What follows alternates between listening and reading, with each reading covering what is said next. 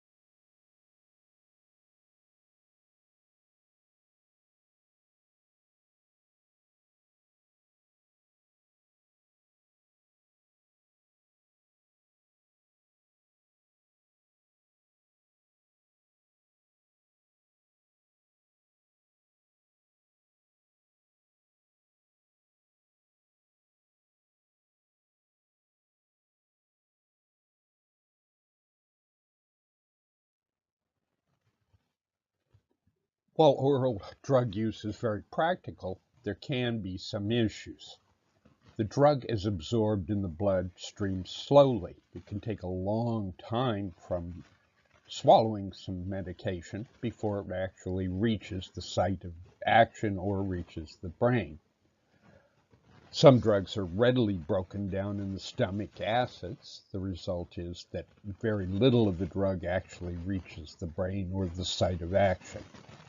Drugs swallowed also pass through the liver, and it can be partially removed before it reaches the brain. As a result, when drugs are used orally, only a fraction of the drug actually reaches the brain.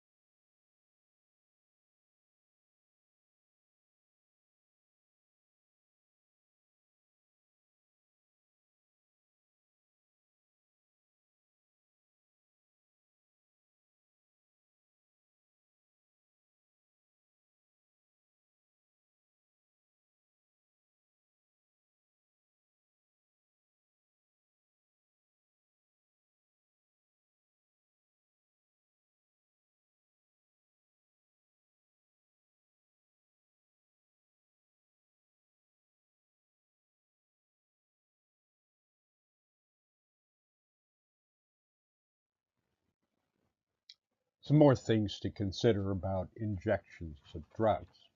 Subcutaneous injection or skin popping. Uh, the drugs are injected under the layers of skin. Some drugs can be very irritating to the tissue, and you cannot use this form of injection for large quantities of drugs, not without producing large welts which are slow to dissipate. Intermuscular has the advantage that there is faster absorption, but the absorption depends on the blood flow to the particular muscle groups. There's more localized pain, particularly as the needle goes deeper into the muscle. There is more risk of infection. In fact, anytime the skin is broken in injection, there's a risk of infection. Intermuscular injections can cause tissue damage and muscle irritation. Some additional considerations about injecting drugs IV or intravenous. Users commonly refer to this as mainlining or more recently slamming. The drug goes directly into the bloodstream. Absorption problems are avoided. Effects are almost immediate, and irritating drugs can be taken IV. Drugs that might upset the stomach and result in being vomited up. Large quantities of drugs can quickly reach the site of action. There are, however, far more complications, including infections. In illegal or illicit drugs, there are often cutters which have been added to the drug to bulk it out and to produce more profit. Some of those called cutters can be very caustic or even damaging.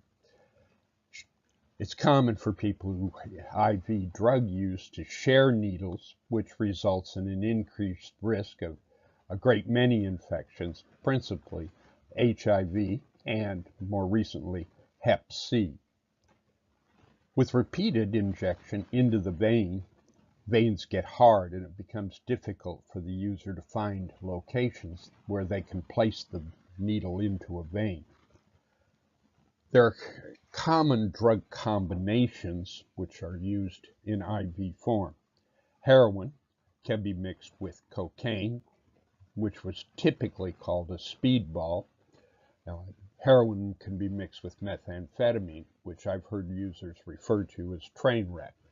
Recently, I've heard users using the term speedballs, whether the drug that's mixed with the heroin is cocaine or methamphetamine. In fact, many other drugs may end up in part of the combination of drugs that people are calling speedballs.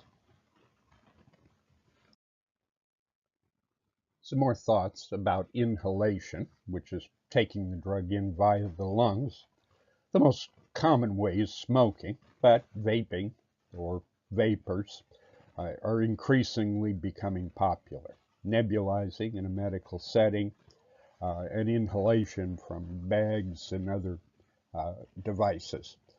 Inhalation gets drugs to the brain without traveling through the body, resulting in higher levels of drugs directly in the brain. The blood level goes up very rapidly, but it comes down fast. The result is that any drug which is smoked or vaporized tends to be very addicting.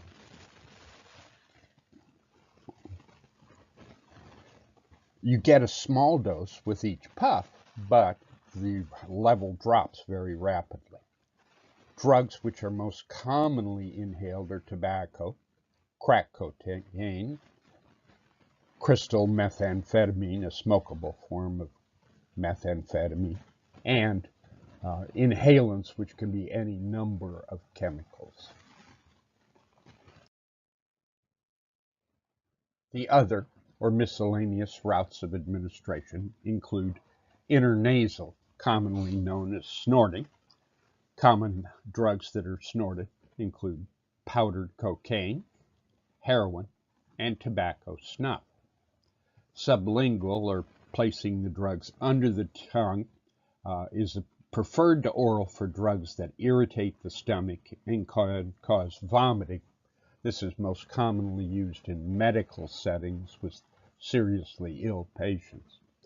Transdermal, through the skin, works for drugs that upset the gastrointestinal tract. It's also used for drugs that need to dissolve slowly over time, such as the patches for pain or nicotine or birth control.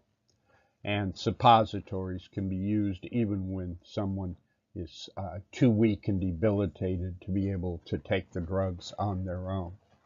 This is typically in a medical setting, though some drug users will attempt to use certain drugs in a suppository form.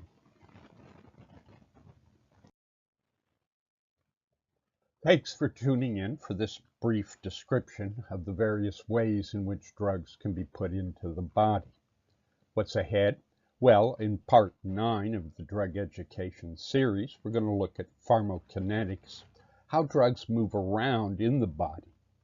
If you've enjoyed this video, please click the like button directly below. Comments are always appreciated.